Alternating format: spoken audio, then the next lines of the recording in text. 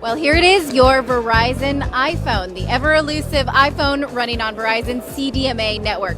Well, it's exactly what we thought, which isn't necessarily a bad thing. There's been a lot of pent-up demand for an iPhone on Verizon, and that's exactly what we got. But there are a few little disappointments. There's no GSM chip in it, so that means it's not a world phone, and it's not LTE, so it's not on the super fast network. But that might mean that the battery life is pretty good, or at least the same as what you can get on the iPhone 4 on AT&T's network.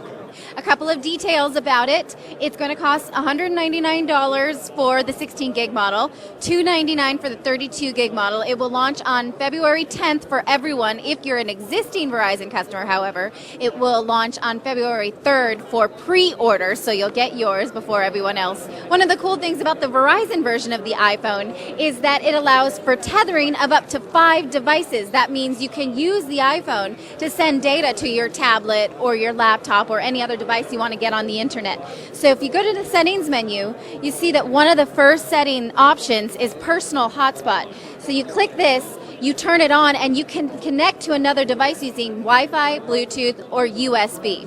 One possible drawback of this phone is that the CDMA network doesn't allow for voice calls at the same time as you're using the data, which could be a limitation. The hardware of this phone is very similar to the AT&T version, although there is this one seam along the top, which could be an antenna seam, which could prevent the problems that the iPhone 4 had with dropped calls because the antenna was along the bottom.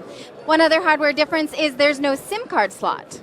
One thing we don't know is pricing of plans, so that hotspot tethering that we're so excited about could cost more. We don't know, and they won't say just yet. Otherwise, it looks just like an iPhone 4. It's just a new name and a new network. iPhone 4 on Verizon at long last. For CNET News, I'm Natalie Morris.